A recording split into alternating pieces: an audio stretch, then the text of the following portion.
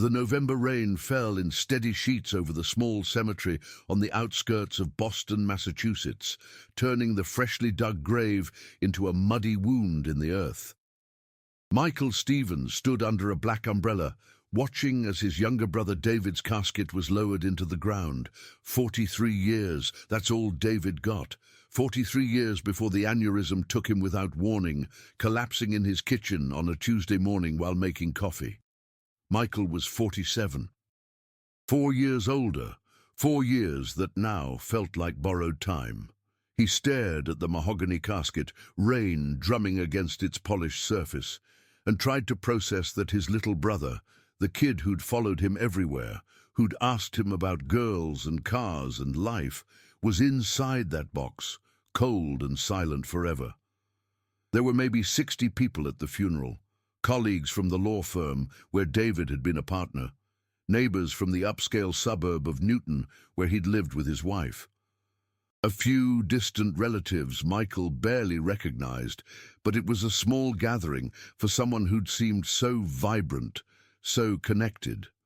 David had always been the charismatic one, the one who could work a room, make people laugh. Yet here, under the grey November sky, the crowd felt sparse. Michael's eyes drifted to the front row of mourners. That's where Rachel stood, David's wife. 38 years old, blonde, impeccably dressed even in grief, wearing a black Chanel suit that probably cost more than Michael's monthly mortgage payment. She stood ramrod straight, her face hidden behind designer sunglasses despite the overcast sky, a black veil attached to her hat.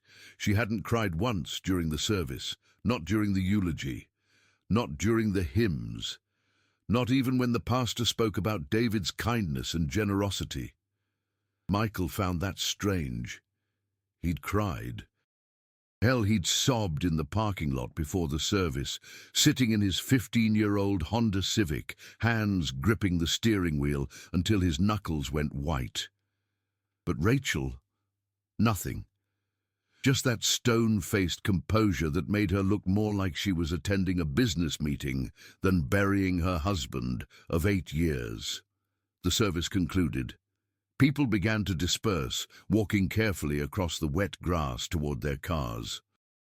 Michael stayed, umbrella angled against the wind, watching the cemetery workers prepare to fill in the grave. He wanted to be the last one there, wanted to say a private goodbye. But first, he had to pay respects to Rachel. He approached her slowly. She was speaking with an older couple Michael recognized as her parents. Cold people he'd met twice, both times at family holidays, where they'd made it clear they thought David had married beneath his social station when he'd been with his college girlfriend. Rachel, from old Boston money, had been an upgrade in their eyes. "Rachel," Michael said softly when there was a break in conversation. "I'm so sorry. If there's anything you need, anything at all." She turned to face him. Even through the sunglasses, he could feel her eyes on him, cold, assessing. "Michael!" Her voice was measured, controlled. "You shouldn't have come." He blinked, certain he'd misheard over the rain. "I'm sorry." "You heard me." Rachel's lips barely moved. "You shouldn't have come. David wouldn't have wanted you here." The words hit him like a physical blow. He took a step back, nearly slipping on the wet grass. "What are you talking about? He was my brother. My only brother." "You were no brother to him." Rachel's voice remained calm, almost conversational, which made the words cut deeper. "Not in the ways that mattered. Not in the last 2 years." Michael's mind reeled. 2 years. What had happened 2 years ago? He'd seen David regularly, not every week, maybe not even every month, but they'd had dinner together just 6 weeks ago. They'd talked about getting the families together for Thanksgiving, something they'd been saying for years, but never quite managed to coordinate. "Rachel, I don't understand what—" "You don't need to understand." She adjusted her purse on her shoulder, a gesture of dismissal. "The reception is at our house in Newton. You're not invited. Please respect David's memory by staying away." She turned and walked away before Michael could respond, her heels sinking slightly into the soft earth with each step. Her parents followed without a word, not even a glance in his direction. Michael stood frozen, rain soaking into his shoulders where the umbrella had tilted. Around him, other mourners were filing past, some offering sympathetic nods, others pointedly avoiding eye contact. Had they heard? Did they all know something he didn't? He felt a hand on his arm. Turning, he found himself looking at an older woman he didn't recognize. She was perhaps 70, with steel-grey hair pulled back in a tight bun, wearing a simple black dress and coat. Her face was lined with age, but her eyes were sharp, intelligent. "Don't let her poison your grief," the woman said quietly. "David loved you. Whatever she says, remember that." Before Michael could ask who she was, she'd moved away, disappearing into the crowd of departing mourners. Numb, Michael walked back to his car. He sat in the driver's seat for a long time, engine off, watching the rain streak down the windshield. His phone buzzed. A text from his wife, Jennifer. "How are you holding up? Call me when you can." He didn't call. He couldn't find words for what had just happened. Instead, he started the car and drove, not home to his apartment in Cambridge, not to Jennifer's place in Somerville, where he'd been staying more often lately. He just drove, heading north without particular destination, trying to make sense of Rachel's words. You were no brother to him, not in the ways that mattered, not in the last 2 years. What the hell had happened 2 years ago? Michael's mind went back, searching for some incident, some argument or falling out he might have forgotten. 2 years ago was November 2023. He'd been going through his divorce from Jennifer. No, wait, they'd separated in 21, but the divorce wasn't final until 22. Had David taken sides? But no, David had been supportive, had even met him for drinks to commiserate. They'd talked about how hard it was, how much it hurt to untangle a life you'd built with someone. Unless... Michael's hands tightened on the steering wheel. There had been one thing, one conversation that had ended awkwardly. David had called him in December of 2023. It was late, past midnight, and David had sounded strange. Not drunk exactly, but off. He'd asked Michael if he remembered their father. Strange question, since their father had died when Michael was 12 and David was 8. Of course, they remembered him. "Do you remember the thing he used to say?" David had asked. "About secrets and lies?" Their father, Patrick Stevens, had been a police detective. He'd had lots of sayings, cop wisdom he'd imparted to his sons, but Michael couldn't recall anything specific about secrets and lies.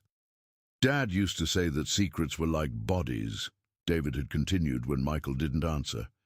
"You can bury them deep, but eventually something makes them surface. Rain, construction, time, they always come up." Michael had laughed nervously. "That's pretty dark, David. You okay?" "I'm fine. Just thinking about Dad." There'd been a long pause. "Michael, if you knew something about someone, something bad, would you tell?" "Depends. How bad?" Another pause. Then David had said, "Never mind. Forget I called. Too much wine with dinner." They'd hung up. Michael had texted the next day to check in, but David had insisted everything was fine, probably just midlife crisis stuff. They'd never discussed it again. Had that been it? Had David tried to tell him something and Michael had missed it? The rain intensified. Michael realized he was on Route 95 north, almost to New Hampshire. He took the next exit and turned around, heading back toward Boston. He needed answers, and there was one person who might have them. James Corrigan, David's best friend since law school. Michael had seen James at the funeral, standing in the back, and had waved, but they hadn't spoken. James would have been invited to the reception at Rachel's house, and James, unlike Rachel, might actually talk to him. Michael checked the time, 3:30 p.m. The reception had probably started around 2. He pulled up James's number. They'd exchanged information at David's wedding years ago and called. It rang 4 times before James answered. "Michael, hey, James, I need to talk to you. About David, about what Rachel said to me at the cemetery." There was silence on the other end. Then, "You're not at the reception. Rachel uninvited me, told me David wouldn't have wanted me there. Told me I wasn't a real brother to him."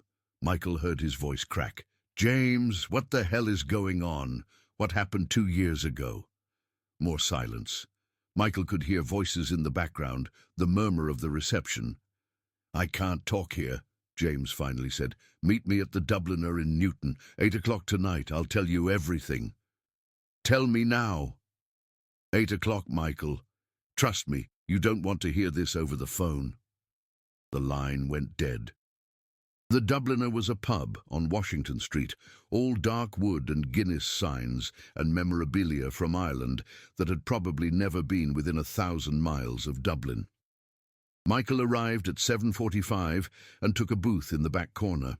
He ordered coffee, not trusting himself with alcohol yet, and waited. James arrived exactly at 8. He'd changed out of his funeral suit into jeans and a sweater, looking more like the casual law professor he was than the polished attorney he appeared at work. He was 45, tall and thin, with wire-rimmed glasses and the perpetually rumpled look of someone who spent more time with books than people. He slid into the booth across from Michael without preamble. "This is going to be hard to hear. Just tell me." James ordered a whiskey from the passing waitress. When she left, he leaned forward, hands clasped on the table. David was going to divorce Rachel. Michael stared. What?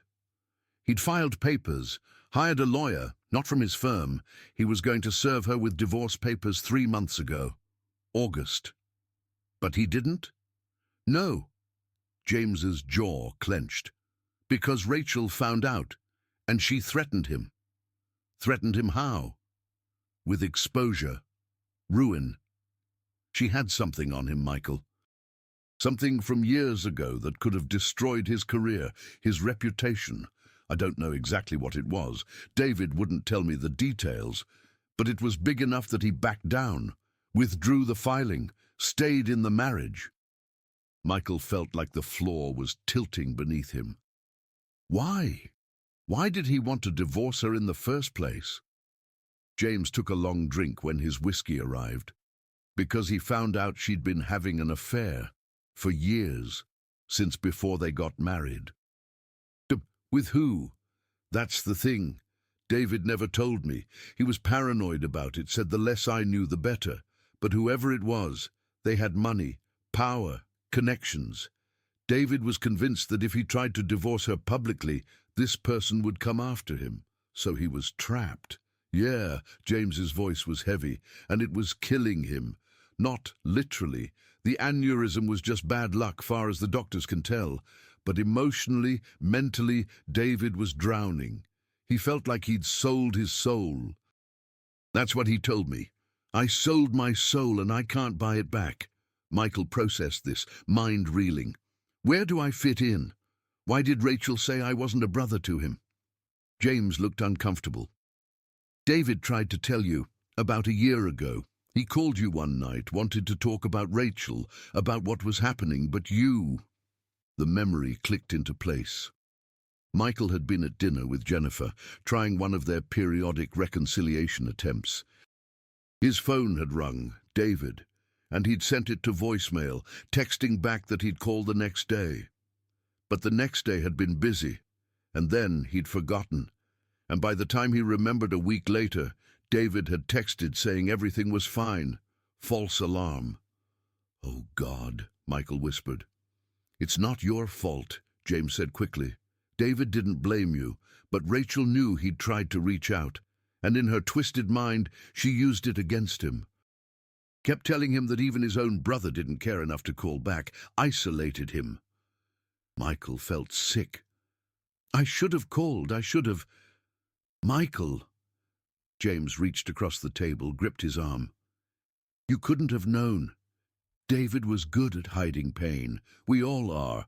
The point is, Rachel has been controlling the narrative since David died, telling people that David wanted distance from his family, that you two were estranged. It's bullshit, but she's convincing.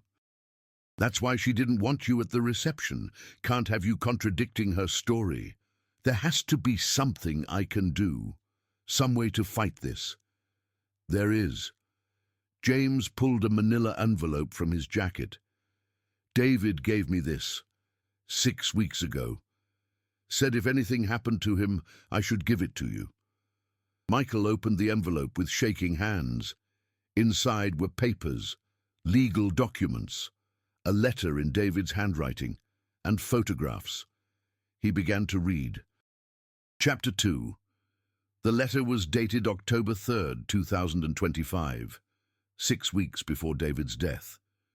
Michael, if you're reading this, I'm dead.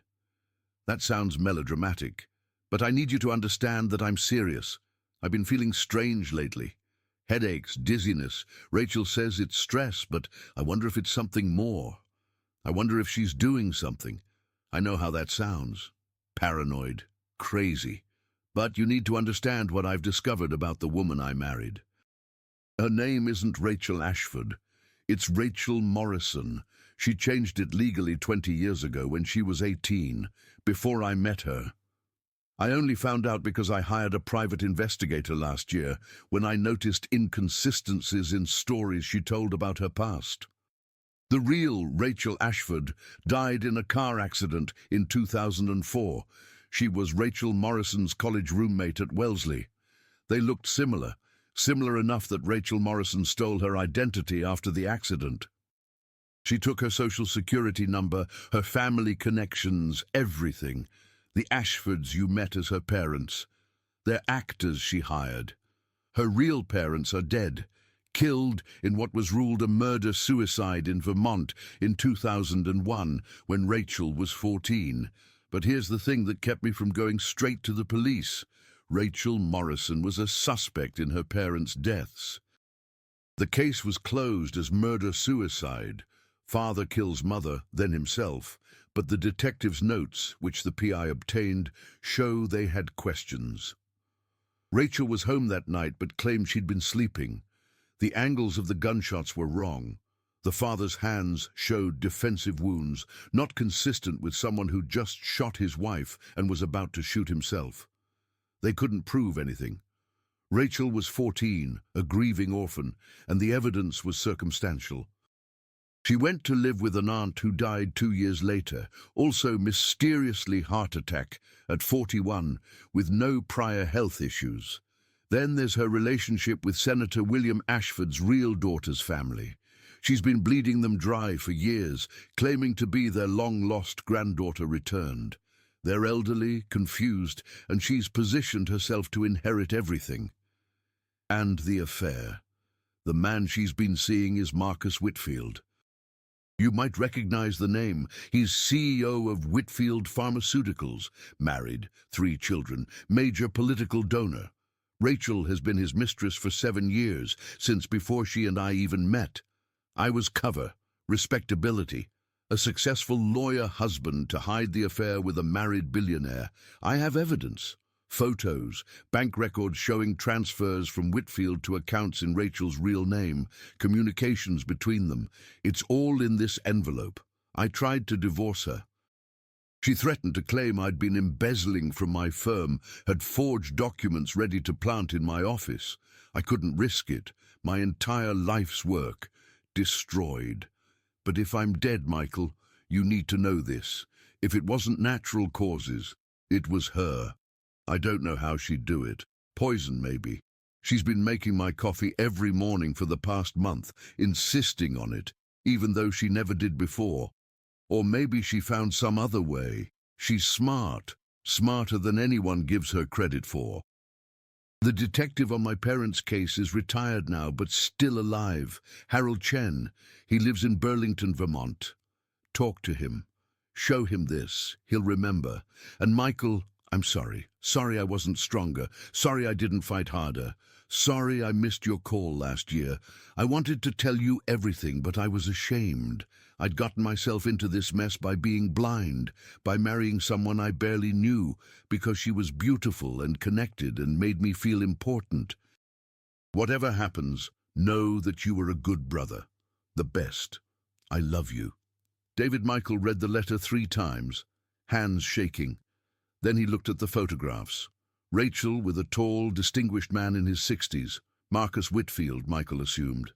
Entering a hotel together, kissing in a parking garage, more photos of Rachel with other people, what looked like business transactions, envelopes of cash changing hands, then bank statements. An account under the name Rachel Morrison showing regular deposits of $5,000 traced back to a Whitfield Pharmaceuticals shell company, years of deposits, hundreds of thousands of dollars total, and finally, police reports, copies of the investigation into the deaths of Thomas and Linda Morrison in Burlington, Vermont, November 2001. Photos of the crime scene. Detectives' notes with certain passages highlighted. Daughter's statement inconsistent with physical evidence. No gunshot residue on father's dominant hand. Daughter showed no emotional response during questioning, recommending psychiatric evaluation. But there was another note, dated 3 weeks later. Evaluation denied by family attorney. Case closed per captain's orders. Political pressure from state level. Jesus Christ, Michael breathed. James had been watching him silently. You see why David was terrified. If this is real, Rachel is a murderer, multiple times over. I think it's real. David wasn't prone to paranoia. And look at the evidence. The aneurysm. Could she have caused it somehow? James pulled out his phone, showed Michael a web page he'd apparently bookmarked. I've been researching. There are undetectable poisons that can cause cerebrovascular events that look like natural aneurysms, certain plant toxins, some pharmaceutical compounds. If you knew what you were doing and had access to the right substances, Whitfield Pharmaceuticals, Michael said slowly, she'd have access. Yeah. They sat in silence for a moment. Then Michael said, we need to go to the police. With what? A letter from a dead man making accusations, circumstantial evidence about identity theft and an affair? Michael, think about who we're talking about. Marcus Whitfield has the governor's ear. He's donated millions to campaigns. Half the state legislature is in his pocket. Rachel has been planning this for years. You think she doesn't have protections in place? So what do you suggest? We just let her get away with murdering my brother? No. James's eyes were hard. We investigate. We gather evidence that's solid enough that they can't ignore it, and we start with the detective in Vermont. Michael checked his watch. 9:15 p.m. It's a 3.5-hour drive to Burlington. I know. I have my car outside. You're coming with me? David was my best friend. I owe him this. James stood, threw money on the table for the drinks. Let's go. They drove through the night, taking Route 93 north through New Hampshire into Vermont. Michael drove his Honda, James following in his Subaru. They decided 2 cars made sense in case they needed to split up. The darkness gave Michael too much time to think. He kept seeing David's face. Not at the funeral, cold and waxen in the casket, but alive, laughing at some joke, serious over dinner, talking about a case. Young, following Michael around their childhood house, hero worship in his eyes. You were no brother to him. Rachel's words haunted him, because in a way she was right. He hadn't been there when David needed him. He'd been so wrapped up in his own divorce, his own problems, that he'd missed the signs, missed the desperation in David's voice when he'd called. Missed everything, but he wouldn't miss this. Whatever it took, he'd make Rachel pay for what she'd done. They reached Burlington just after 1 a.m. Harold Chen's address, which James had found through online searches, was in the South End neighborhood, a modest Cape Cod on a quiet residential street. The house was dark. "We can't knock on his door at 1 in the morning," James said when they parked. "Let's find a hotel, sleep a few hours, come back at a reasonable time." They found a Holiday Inn and checked in, getting separate rooms, but Michael couldn't sleep. He lay in bed, staring at the ceiling, David's letter running through his mind on an endless loop. At 6 a.m., he gave up, showered, met James in the lobby.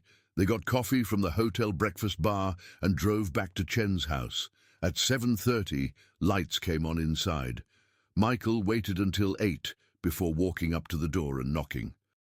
The man who answered was in his 70s, Asian, with silver hair and the bearing of someone who'd spent a career in law enforcement. He looked at Michael with sharp, assessing eyes. "Help you?" "Detective Chen? Harold Chen?" "Retired. Who's asking?" "My name is Michael Stevens. This is James Corrigan. We need to talk to you about a case you worked in 2001, the Morrison murders." Chen's expression didn't change, but something shifted in his eyes. Recognition. After a long moment, he stepped back. "Come in." The house was neat, lived in. Photos on the walls showing Chen with family, wife, children, grandchildren. He led them to a small kitchen table, poured coffee without asking if they wanted it. "You've got 5 minutes," Chen said, sitting. "Explain why you're here." Michael laid out everything. David's death, the letter, the evidence, Rachel's real identity, his suspicion that she'd murdered not just David, but her parents 23 years ago. Chen listened without interrupting. When Michael finished, the old detective sat back, hands wrapped around his coffee mug. "I knew," he said quietly. "I knew that girl killed her parents. Couldn't prove it, but I knew." "Tell us," James said. Chen's eyes went distant, remembering. The scene was wrong. Thomas Morrison supposedly shot his wife Linda in their bed, then turned the gun on himself, but Linda's blood spatter showed she'd been shot while sitting up awake. Thomas had defensive wounds, scratches on his arms, a bruise on his face. The gun was in his right hand, but the angle of the shot to his head was wrong for self-infliction from that hand. So what happened? My theory? Rachel shot her mother first. Maybe they were arguing. Maybe it was premeditated. I never could decide. Then the father came in, tried to stop her. She shot him too. Then she staged it to look like murder-suicide. She was 14, but she was smart, scary smart. "Why couldn't you prove it?" Chen's face darkened. "Because 3 days into the investigation, my captain pulled me aside, said I'd received a call from the State Attorney General's office. Word came down, the case was murder-suicide, period. Close it and move on. No psychiatric evaluation of the daughter despite my recommendation. No further investigation. It was done." Who had that kind of pull? That's what I wanted to know. I dug quietly. Found out Thomas Morrison had been an accountant. Not just any accountant. He'd worked for some powerful people, politicians, businessmen, and he'd been keeping records, copies of everything that came through his office. Michael leaned forward. Blackmail? Maybe. Or insurance. But when I tried to access his office files after the murders, they were gone. Someone had cleaned them out. The office had been broken into the night after the murders, but nothing was reported stolen. The computers were wiped. You think Rachel took the files? I think someone did. Maybe Rachel. Maybe whoever wanted those files gone. Either way, case was closed and I was strongly encouraged to drop it. I retired 4 years later. Couldn't stand the politics anymore. Chen looked at the evidence Michael had spread on the table. But if she's killed again, if you can prove it, how? James asked. David's death was ruled natural causes. The aneurysm. Was there an autopsy? Standard one. Found nothing unusual. Chen thought for a moment. Who was the medical examiner? James pulled out his phone, searched. Dr. Amanda Reeves, Suffolk County ME's office. Is the body still available for examination? Michael felt his stomach turn. He was buried yesterday. He can be exhumed, but you'd need cause, a court order. Chen stood, walked to a filing cabinet, pulled out a folder. This is my personal file on the Morrison case. Copies of everything I could save before the case was closed. I've kept it for 23 years, hoping someday I'd get another shot. He handed the folder to Michael. It was thick, stuffed with documents, photos, notes. This shows pattern, Chen continued. If you can establish that Rachel Morrison faked her identity, that she has a history of violence, that she had motive to kill your brother, the affair, the money, the control, you might get a judge to order exhumation and more detailed toxicology.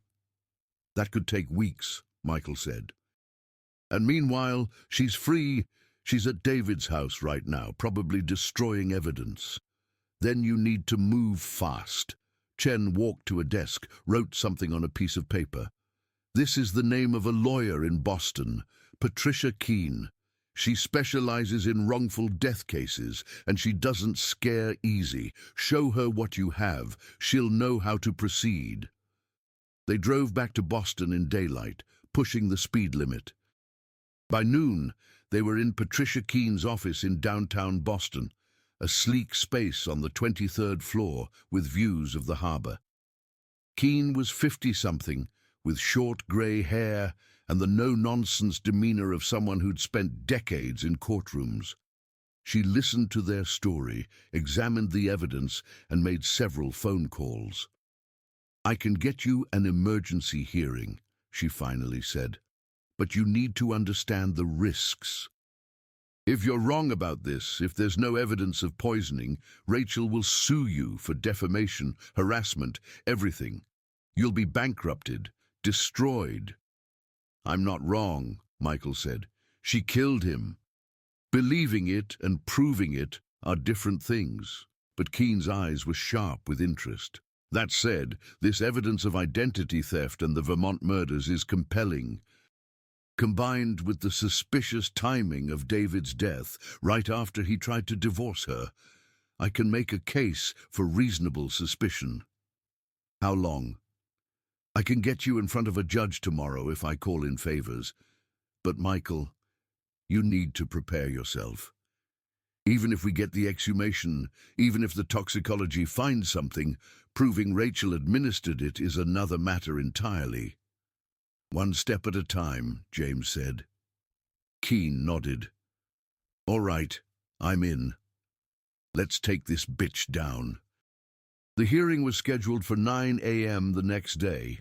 Michael spent the night at James's apartment, neither of them sleeping much.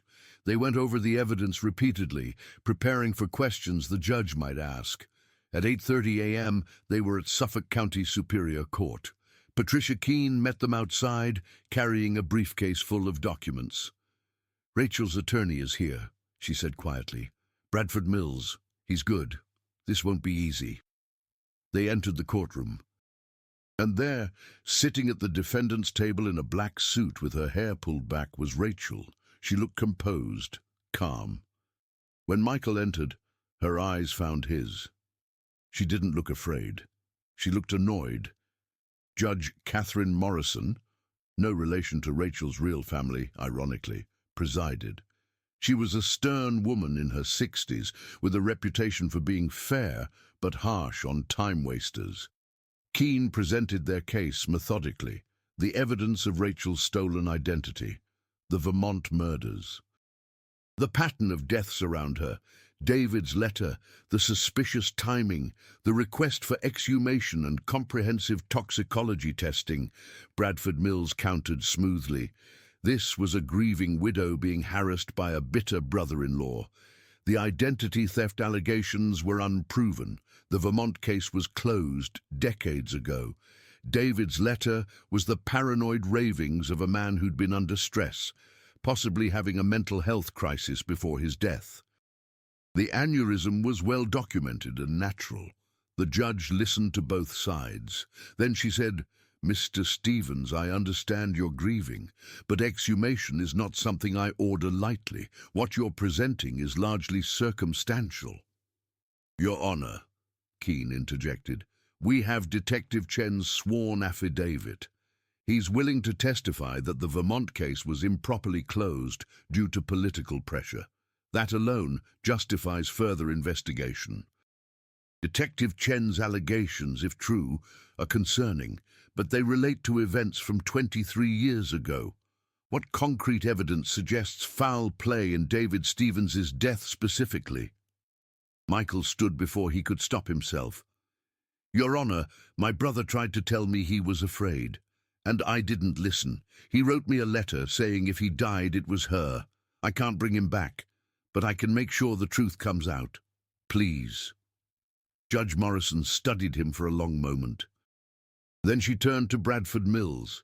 Counselor, would your client be willing to submit to a voluntary interview regarding her background and the allegations of identity theft?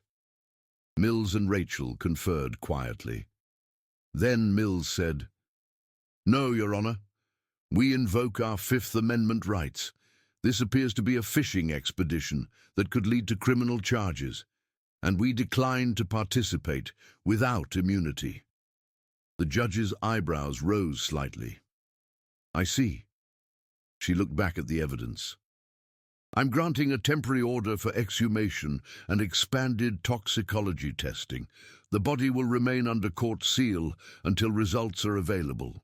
If the toxicology shows evidence of poisoning, we'll reconvene for a full hearing. If not, Mr. Stevens, you and your attorney will be liable for all costs, and I'll consider sanctions for abuse of process. Do you understand? Yes, Your Honor, Michael said. Exhumation will take place within 48 hours. Court is adjourned. And as they filed out, Rachel passed close to Michael. She leaned in slightly and whispered, You have no idea what you've started. Then she was gone, Mills guiding her away. The exhumation happened on a grey morning 2 days later. Michael wasn't allowed to attend, but James went as his representative. The casket was transported to the ME's office, where Dr. Reeves and a team of specialists conducted extensive tests. It took a week, the longest week of Michael's life. He stayed at James's apartment, unable to face his own empty place or Jennifer's worried questions. He just waited. Finally, Patricia Keene called. We have results. Meeting tomorrow 10 a.m. at the ME's office. Be there. Michael arrived early. James met him outside. They went in together, were shown to a conference room where Dr. Reeves waited with several other people Michael didn't recognize. Doctor. Reeves was a woman in her 40s with dark circles under her eyes that suggested she hadn't slept much lately. She got straight to the point. The initial autopsy missed it because we weren't looking for it, but the expanded toxicology panel found traces of a compound called batrachotoxin in David Stevens' tissues. What is that? Michael asked. It's an extremely potent neurotoxin found naturally in certain poison dart frogs. It causes cardiovascular collapse and cerebral hemorrhage, which would present exactly like an aneurysm. It's nearly undetectable unless you're specifically testing for it, and it degrades quickly in the body. We almost missed it even with the expanded panel. Michael felt the room spin. So he was poisoned. Yes, and based on the distribution in his tissues, it was administered approximately 6 to 8 hours before his death. Most likely in food or drink. His coffee, Michael breathed. She made his coffee that morning. Dr. Reeves nodded grimly. The police have been notified. There will be a criminal investigation. The arrest happened that afternoon. Michael watched it on the news at James's apartment. Rachel being led out of her Newton home in handcuffs, maintaining her composure even then. Bradford Mills shouting about wrongful arrest. Reporters swarming. The story exploded. The identity theft. The Vermont murders, Marcus Whitfield's affair. It all came out. Whitfield resigned from his company within days. His wife filed for divorce. The Ashford family, the real ones still alive, came forward confirming they'd been deceived. And Detective Chen's allegations about political interference in the Vermont case prompted a state investigation. Files were reopened. Questions were asked. Rachel was charged with first-degree murder for David's death. The Vermont prosecutor announced they were reviewing the Morrison case with an eye toward charges if legally possible. The trial was set for 6 months away. Michael prepared to testify, to tell the court about David's letter, his fears, everything. But 2 weeks before the trial, Rachel's attorney reached out with an offer. Rachel would plead guilty to second-degree murder, accepting a sentence of 25 years to life in exchange for testimony against Marcus Whitfield regarding a pharmaceutical fraud scheme worth millions. She'd also provide information about the Vermont murders and admit to killing her parents, though she couldn't be tried as she'd been a juvenile at the time. The prosecution accepted. They wanted Whitfield, whose fraud had apparently resulted in deaths of patients given unsafe drugs. At the sentencing, Michael was allowed to give a victim impact statement. He stood at the podium, Rachel sitting 15 feet away, and spoke directly to her. "You took my brother. You took him because he was inconvenient, because he was in your way, because you could, but you didn't take his memory. You didn't take the truth, and you didn't win. You'll spend the rest of your life in a cage while David's memory stays free. That's justice." Rachel showed no emotion. She was led away. Michael never saw her again. 6 months later, Michael stood at David's grave on a sunny spring morning. The grass had grown over the disturbed earth. A new headstone had been placed, replacing the temporary marker. David Patrick Stevens, 1982-2025. Beloved brother and friend, the truth shall set you free. Michael placed flowers at the base. Daisies, David's favorite. "I'm sorry I didn't listen," he said quietly, "but I heard you eventually, and I made sure she paid. Rest easy, little brother." He stood there for a while, feeling the sun on his face, hearing birds singing in nearby trees, and for the first time since the funeral, he felt something like peace. Behind him, footsteps on the grass. He turned to see the older woman from the funeral, the one who'd told him not to let Rachel poison his grief. "You did well," she said. "David would be proud." "Who are you?" Michael asked. "How did you know David?" She smiled sadly. "I was the aunt who raised Rachel Morrison after her parents died, the one who died of a heart attack when Rachel was 16. Michael stared. "But you're alive?" "Yes, I survived. Barely. Rachel poisoned me with something that should have killed me, but I had a bad reaction that sent me to the ER. They saved me. When I figured out what she'd done, I ran, changed my name, hid. I was a coward. You were protecting yourself. I was abandoning everyone else she might hurt. And she hurt so many." The woman's eyes filled with tears. "I saw David's obituary, recognized Rachel in the photo. I had to come to the funeral, had to see what she'd done. And when I saw you, saw her pushing you away, I knew you'd fight. So I watched. And you did. Thank you." "What's your real name?" "Sarah Morrison, Rachel's mother's sister." "Will you testify if they ever try her for the Vermont murders?" "Yes, I'm done hiding." They stood together by David's grave as the sun climbed higher. Two people who'd survived Rachel's destruction. Two witnesses to the price of secrets buried deep. But as Detective Chen had said, the truth always emerges. Sometimes it takes rain. Sometimes it takes time. Sometimes it takes one person willing to dig. The bodies always come up, and the truth always sets someone free.